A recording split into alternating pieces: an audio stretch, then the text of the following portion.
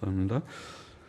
우리 같이 기도하고 말씀 생각하십시다. 하나님 아버지, 우리의 기도와 찬양을 받으시고 말씀을 주셔서 부족하고 미천한 종이 주의 말씀, 하나님께서 감동으로 기록하신 복된 성경책의 한 부분, 모세오경의 첫 번째 책의 한 부분의 말씀을 조금 해석하게 하시고 거기에 담긴 하나님의 진리와 교훈을 얻게 하여 주시고 나누게 하여 주옵소서.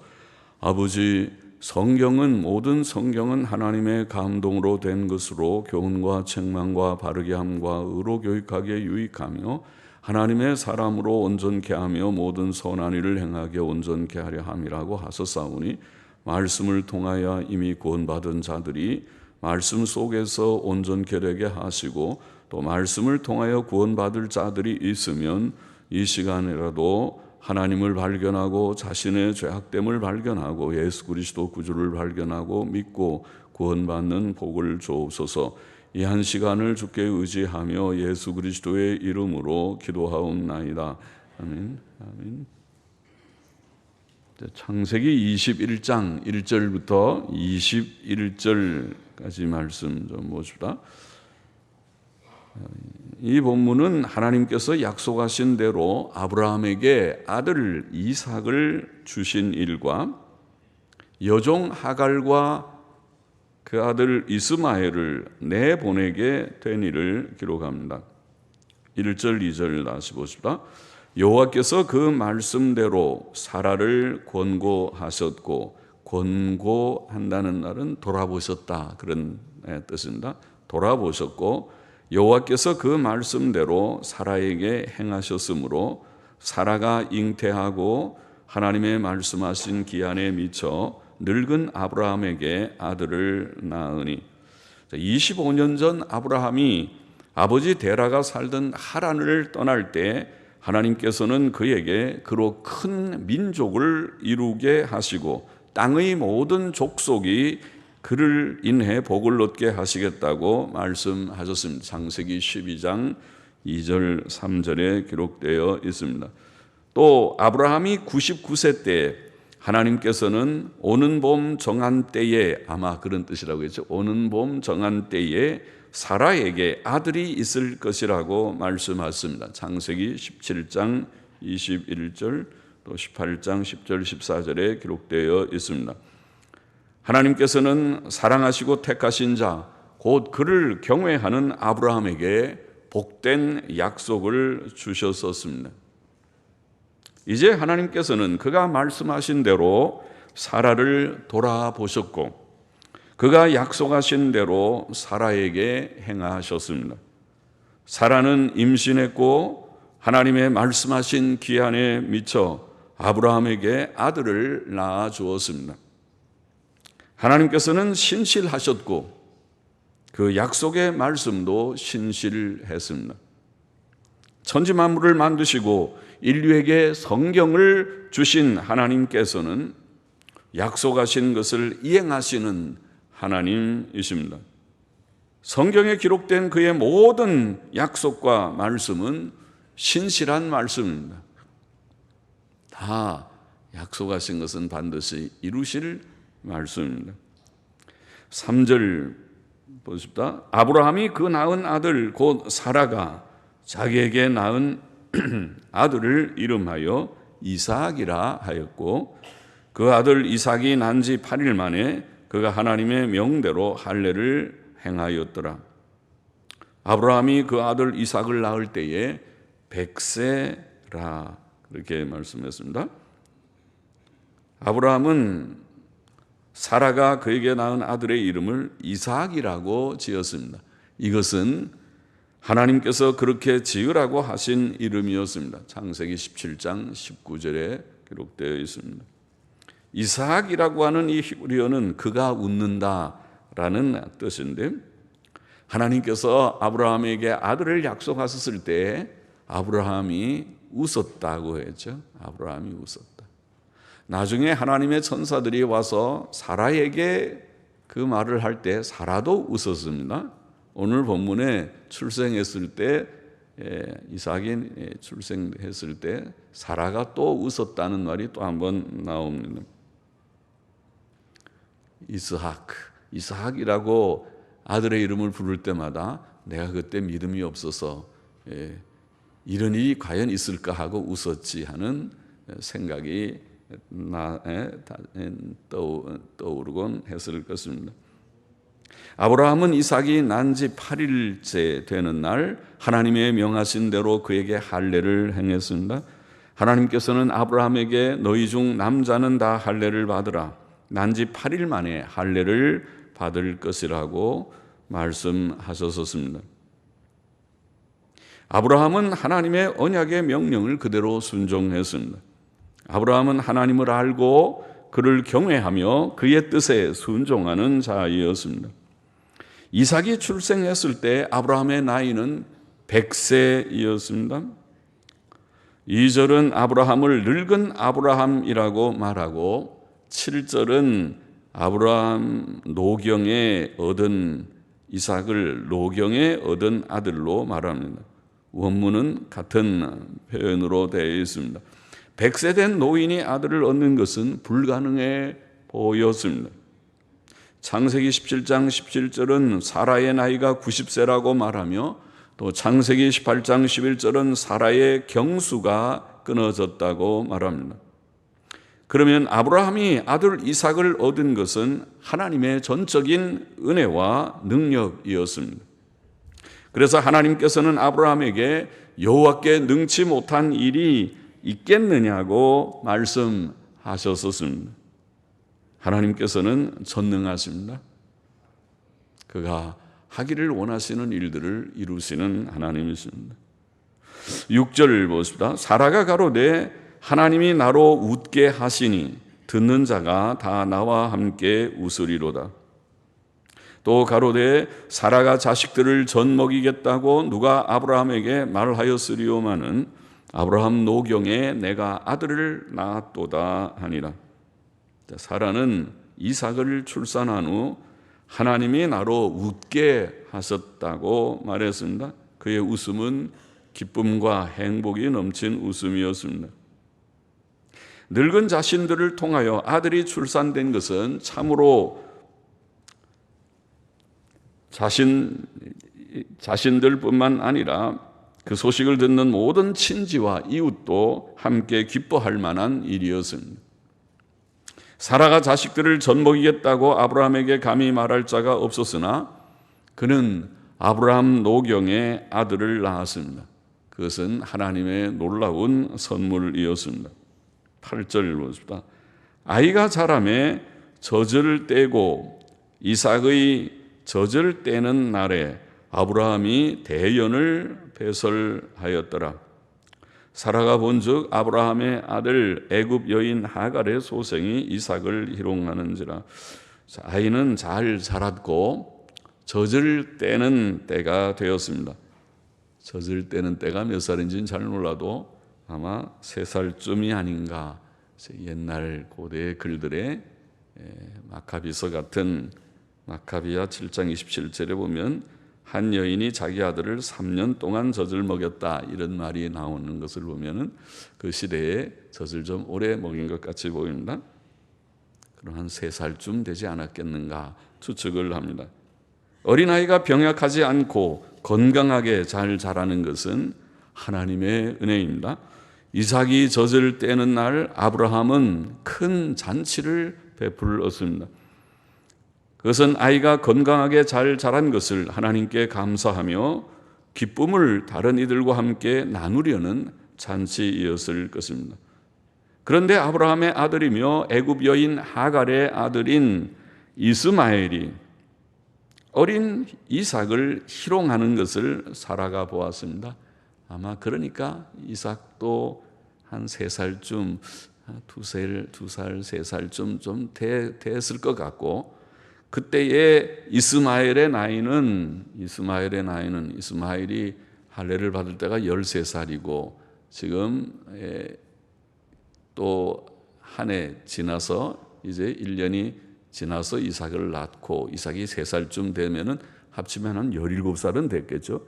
대략 17살. 그럼 꽤 이제는 청년이 됐는데, 자기가 생각할 나이가 됐는데 어린 동생 이삭을 그렇게 희롱하는, 놀리는 일을 하지 않을 법도 한데 했던 것이죠. 한 집에 배가 다른 두 형제가 사니 이런 일은 예상할 만한 일이었고, 하갈이 좀 더 생각이 있었다면 그의 아들 이스마엘을 엄히 교훈하고 단속했을 것입니다. 그러나 그렇지 못했던 것 같고 사라는 그 일로 마음이 몹시 상하였습니다. 10절 보십니다. 그가 아브라함에게 이르되 이 여종과 그 아들을 내어 쫓으라. 이 종의 아들은 내 아들 이삭과 함께 기업을 얻지 못하리라 하매 아브라함이 그 아들을 위하여 그 일이 깊이 근심이 되었더니, 자, 사라는 아브라함에게 이 여종과 그 아들을 내어 쫓으라고 말했습니다. 사라의 감정은 일반 여인들의 감정과 별로 다르지 않았습니다. 그의 요청을 들은 아브라함은 아들 이스마엘로 인해 심히 근심했습니다. 아들까지 선물로 주신 하나님의 사랑하는 아브라함의 가정에 큰 근심의 문제가 생겼습니다. 그러나 그것은 하갈을 첩으로 얻었을 때부터 예상된 문제이었습니다. 그것은 인간의 부족에서 왔고 한 집에 같이 살면서 해결하기 쉽지 않은 문제이었습니다. 사라와 하갈은 서로 헤어지는 것이 지혜로워 보였습니다. 이스마엘도 하갈도 사라도 완전한 인격은 못 되었습니다. 12절 보십시다. 하나님이 아브라함에게 이르시되 내 아이나 내 여종을 위하여 근심치 말고 사라가 내게 이른 말을 다 들으라.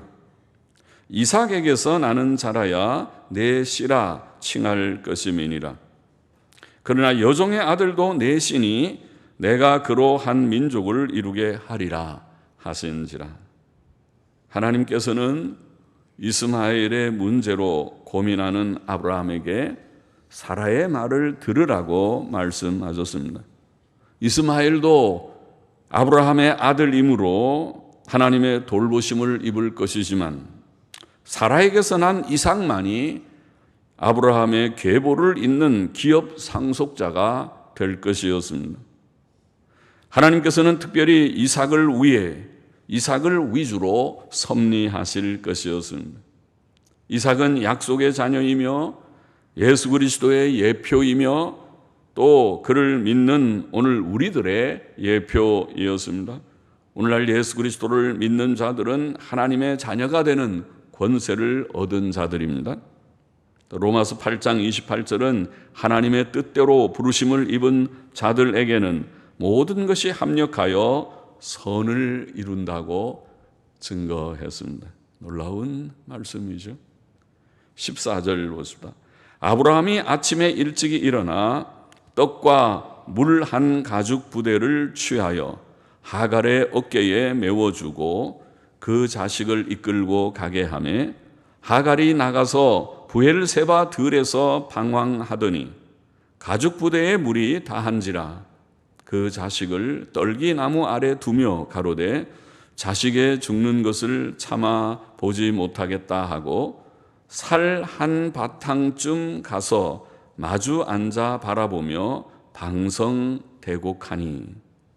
자, 아브라함은 하나님의 말씀에 즉시 순종했습니다. 그는 아침에 일찍 일어나 떡과 물 한 가죽 부대를 취해 하갈의 어깨에 메워주고 그와 그 아들 이스마엘을 내어 보냈습니다. 인간적으로는 마음이 안 된 일이었지만 그의 가정의 갈등을 해소하는 지혜로운 길은 그들을 내어 보내는 것이었습니다. 여기에 인간의 연약함이 있습니다. 이것은 어느 누구의 부족 때문만이 아니었습니다. 하갈도 이스마엘도 사라도 다 부족하였습니다. 하갈은 아들과 함께 나가 브엘세바 들에서 방황하였습니다. 브엘세바는 유대 땅의 맨 남쪽에 있고 남방 지역에 속했습니다. 지난 시간에 남방, 네게브라는 지역을 언급했었는데 남방 지역에 속했습니다. 가죽 부대에 물이 다하자 하갈은 그 아들을 한 떨기나무 아래 두고 살 한바탕쯤 떨어져 아들 이스마엘을 마주 앉아 바라보며 크게 울었다. 오늘 본문에 그렇게 말했습니다. 떨기나무는 간혹 설명드렸죠. 관목이라고 하는, 즉 관목은 뭐냐면 이 줄기, 원줄기하고 가지하고가 구분이 잘 없는, 관목과 다른 큰 키나무, 교목이라고 하는 것은 보통 나무들입니다. 나무를 보면 줄기가 쭉 올라가서 거기서 가지들이 다 감나무나 뭐 무슨 나무 다 그렇게 생기는 나무는 큰 키나무, 교목이라고 그렇게 구분을 하고, 관목, 떨기나무라는 것은 이 줄기하고 가지하고가 구분이 없는 것들이 있죠. 진달래 같은 거나 이런 것들을 보면 어디가 줄기고 어디가 가지인지 모르게 처음부터 그냥 다 퍼져나가는 그런 나무들을 떨기나무 그러는데, 그런 떨기나무 아래 두고, 그 아들을 떨기나무 아래 두고 살 한 바탕쯤 떨어져, 살 한 바탕쯤이라는 거리가 얼마인지 서로에게 마주 대하면서 봤다니까 너무 먼 것 같지는 않습니다. 한 몇십 미터 떨어졌는지 떨어진 곳에서 이스마엘을 마주 바라보며 하갈은 크게 울었습니다. 하갈의 눈물은 자신과 아들의 불확실한 미래에 대한 불안과 두려움에서 나온 것일 것입니다. 그들은 이제 어떻게 살아가야 할지 막막했을 것입니다. 어머니의 울음소리에 아들 이스마엘도 울었습니다. 17절 보십니다. 하나님이 그 아이의 소리를 들으심으로 하나님의 사자가 하늘에서부터 하갈을 불러 가라사대, 하갈아 무슨 일이냐, 두려워 말라. 하나님이 거기 있는 아이의 소리를 들으셨나니 일어나 아이를 일으켜 내 손으로 붙들라. 그로 큰 민족을 이루게 하리라 하시니라.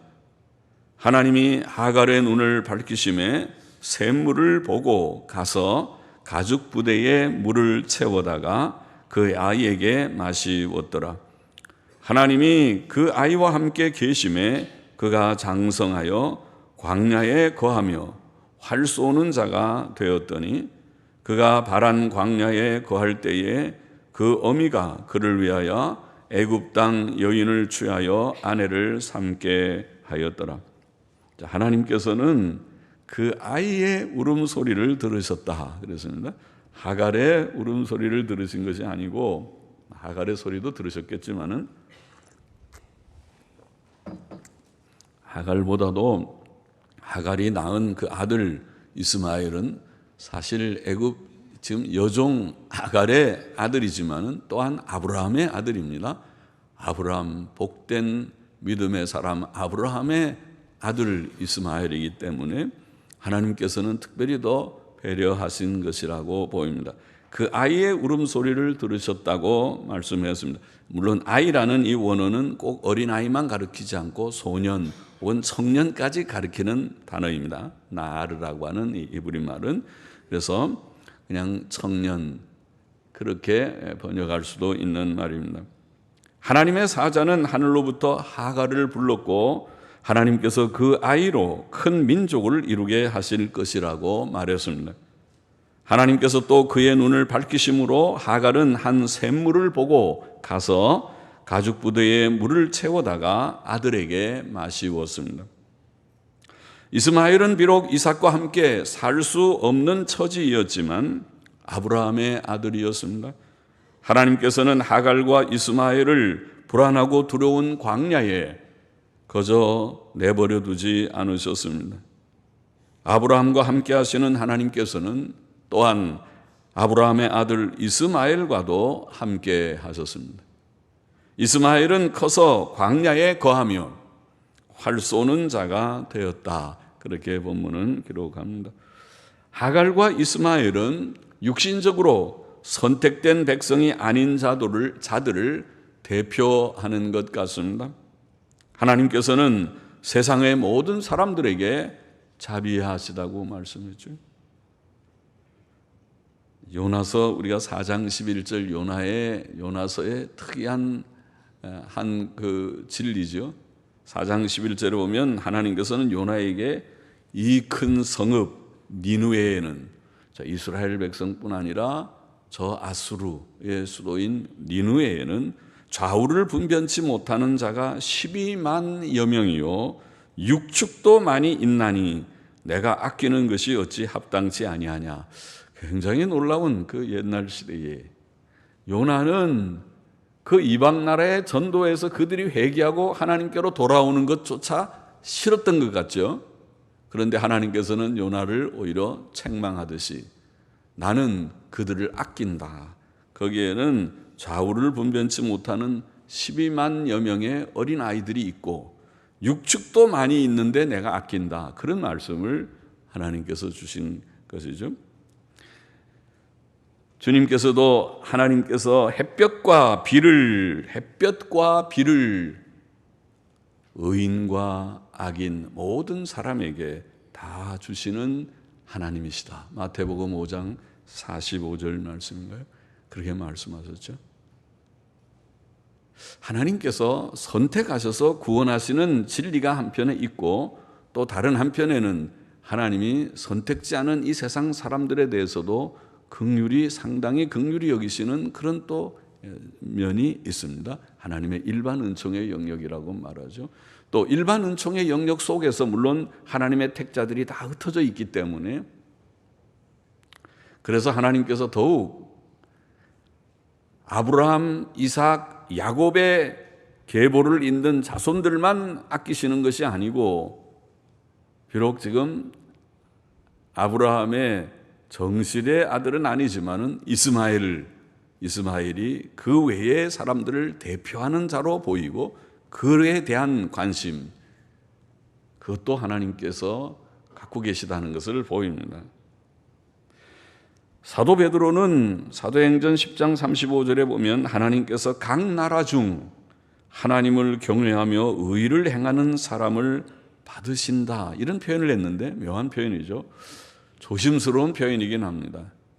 과연 하나님을 알지 못하는 이방 세계 속에 하나님을 경외하고 의를 행하는 사람이 있는가? 우리가 엄밀한 의미에서는 없다고 보지만은 그러나 하나님의 너그러운 그런 마음이 이방 세계에도 상당히 있을 것이다. 그런 생각을 하게 하는 말씀입니다. 이스라엘 백성이 아닌 세상 사람들 중에서도 하나님께서는 만세 전에 택하신 구원받은 자들을 두셨습니다. 그 중에 속한 자들이 바로 우리 같은 우리는 이방인들 중에서도 2000년 기독교회의 역사 중에 맨 끝에 겨우 구원받은 막차 탄 자들과 비슷합니다. 그렇잖아요. 앞으로 역사가 얼마나 더 계속될지 모르지만 2000년의 긴 기독교회의 신약교회의 역사 가운데서 구원받은 지금 그 연수가 100년 조금 넘는 정도가 아닙니까? 겨우 구원받은 것과 같아요. 하나님께서 우리를 안 붙여주시려고 하다가 마치 붙여주시듯이 저 한국 사람들도 예수 좀 믿고 구원받게 하라 해서 구원받은 것처럼 그런데 이렇게 그래도 많은 사람들이 예수님 믿고 주님을 사랑하고 따르니 참 은혜가 아닐 수 없는 것입니다. 오늘 21절의 본문의 교훈은 무엇입니까? 첫째로 하나님께서는 그가 하신 약속대로 행하시는 자이시다. 1절에 여호와께서 그 말씀대로 사라를 권고하셨고 돌아보셨고 여호와께서 그 말씀대로 사라에게 행하셨다. 하나님께서는 신실하신 하나님이시다. 그것을 증거합니다. 하나님께서는 아브라함과 사라에게 약속하신 것을 이루셨습니다. 그는 아브라함과 이삭과 야곱에게 가나안 땅을 주겠다고 약속하시고 그것을 후에 이루셨습니다. 그것이 출애굽의 역사였고 가나안 정착, 여호수아서에 나오는 가나안 정착의 역사이었습니다. 하나님께서는 구약 성경에 장차 메시아를 보내주시겠다. 이스라엘을 회복할 자로 보내주시고 이스라엘뿐 아니라 땅끝까지 택자들을 구원하는 구주로 보내주시겠다. 그것이 구약 성경의 메시아 예언인데 그 예언대로 하나님의 아들 예수 그리스도를 보내주셨고 그를 믿음으로 죄사함과 의롭다 하심과 영생을 얻는 이 구원이 예루살렘에서 시작해서 유다와 딱 끝까지 이제 지구의 맨 끝자락, 아시아의 맨 끝에 극동이라고 말하는, 극동이라는 말이 맨 끝자락이라는 말이잖아요. 저 동쪽 끝에 가보면 조선이라는 고요한 아침이라는 나라가 있다고 말하는, 거기에 백성들까지 예수를 믿게 하셨습니다. 약속의 성취입니다. 아직도 하나님을 믿지 못하는 분이 있다면 이제라도 예수 그리스도께로 나와 예수님 믿고 구원받게 되시기를 바랍니다. 예수님 믿고 죄사함 받고, 예수님 믿고 의롭다함 받고 영생을 얻고 하나님의 자녀가 되는 것이 구원입니다. 구원을 받게 되시기를 바랍니다. 그리고 이제 하나님께서 예수님 믿고 구원 얻은 우리에게 약속하신 것이 또 있습니다. 구원은 아직 이제 시작과 같은 것이고, 약속하신 것은 하늘로 올라가신 주님께서 다시 오실 것이다. 눈으로 볼 수 있게 오실 것이다. 주의 재림을 약속하고, 주님이 재림하시면 죽은 자들이 다 부활할 것이다. 죽음이 끝이 아니고 무덤이 다 열려서 의인도 부활하고 악인도 부활한다. 다 부활할 것이다. 그리고 하나님의 심판대 앞에서 심판을 받고, 또 믿고 구원받은 자들은 하나님께서 천국으로, 그리고 영원한 복된 삶을 누리는 영생의 자리로 인도하실 것이다. 약속이죠. 약속입니다. 신약 성경의 맨 마지막에 사도 요한이 쓴 요한계시록, 그것도 맨 그 책 끝에 사도 요한은 주님의 재림의 약속을 듣고 다시 한번 응답하기를 아멘 주 예수여 오시옵소서. 이것이 오늘 그리스도인의 고백입니다. 우리들이 아멘 주 예수여 오시옵소서, 주의 재림을 기다리며 부활과 천국과 영생을 사모하는 것이 오늘 저와 여러분, 우리 성도들의 삶입니다. 하나님은 신실하신 하나님, 약속 성취의 하나님, 아브라함과 사라에게 약속하시고 이루신 그 하나님은 오늘도 신실하신 우리의 하나님이십니다. 약속을 반드시 이루실 것을 믿습니다. 바라보십시오. 주의 재림을 사모하고 천국과 부활과 영생을 사모하는 우리가 되어야 하고, 둘째로 아브라함의 깊은 근심은 자신과 사라의 부족 때문에 온 것이었습니다. 그들은 좀 더 참고 기다렸어야 했습니다. 그러나 하나님의 뜻을 인간적 방법으로 이루어 보려 하였고, 그 결과 그들의 가정에는 갈등이 생겼고, 그것은 깊은 근심이 되었습니다. 아브라함 입장에서는 참 곤란하죠. 이스마엘도 내 아들이고 하나님의 약속하신 사라에게서 나는 이삭도 내 아들인데, 사실은 하나님의 약속은 내 아내 사라를 통해서 주신 그 아들을 통하여 주겠다고 약속하신 것인데, 급한 마음에 여종과 동침해서, 그것도 사라가 하라고 그런 것이죠. 그래서 이스마엘을 낳았으니 아브라함 입장에서는 보통 고민되는 일이 아닙니다. 버릴 수 없는, 사라는 아내니까 사라와 그 아들 이삭은 그야말로 하나님의 약속이고 버릴 수 없고 사랑하는 아내요. 이스마엘도 내 아들인데 이 아들을 이 갈등 속에서 사라 말을 들을 수밖에 없죠. 버리라 그러면 버려야 됩니다. 그래, 그렇지 않으면 그 가정 속에 매일 전쟁인데 그렇게 살 수는 없죠. 그래서 이스마엘을 내보내게 되는 그 모든 그 원인은 바로 자신의 부족, 또 사라의 부족에서 기인한 것이었습니다. 우리는 이것도 교훈으로 삼고, 그런 실수, 그런 부족이 우리에게는 없도록 하나님의 뜻에 의탁해서 기다리면 기다릴 줄 알아야지, 조급하게 내가 이렇게 저렇게 행한다고 해서 이를 어그러쳐서 결국은 크게 후회하게 되고 근심, 걱정하게 되는 일이 생기지 않는 우리가 되어야 하겠구나 교훈을 받고, 마지막으로 셋째로 하나님께서는 하갈과 이스마엘에게도 너그러우셨다는 것을 우리가 여기서 보았습니다. 하나님께서는 그들을 버리지 않으셨고 이스마엘을 통해 한 큰 민족을 이루기를 원하셨습니다. 하나님께서는 아브라함의 아들 이삭과 그의 손자 야곱의 자손들인 이스라엘뿐 아니라 온 세상을 향해 너그러우신 하나님이시다. 그는 만세전에 영생에 이르도록 구원하실 헤아릴 수 없이 많은 수의 영혼들을 택하셨습니다. 그들이 바로 이방 세계 속에 흩어져 살고 있었죠. 바로 우리들입니다. 우리가 그들 중에 속했습니다. 시편 22편에 보면 땅의 모든 끝이 여호와를 기억하고 돌아오며 열방의 모든 족속이 주의 앞에 경배하리니 나라는 여호와의 것이요 여호와는 열방의 주제심이로다. 구약 성경이지만 놀랍게 신약 성경과 같이 세계 복음화에 대한 하나님의 진리가 시편에도 나오고 이사야서에도 나오고 하죠. 세계 복음화는 하나님의 뜻입니다. 우리는 그것을 감사하게 여겨야 되고 또 우리가 거기에 속하게 된 것을 하나님 앞에 감사하고 또 힘 있는 대로 오늘 이 복음이 딱 끝까지 증거되기를 바라요. 물론 가까이는 우리 주위에 믿지 않는 가족들에게 우리 이웃에게 전하는 것뿐 아니라 땅 끝까지 전파되는 일을 위해서 기도하며 힘써야 하겠습니다.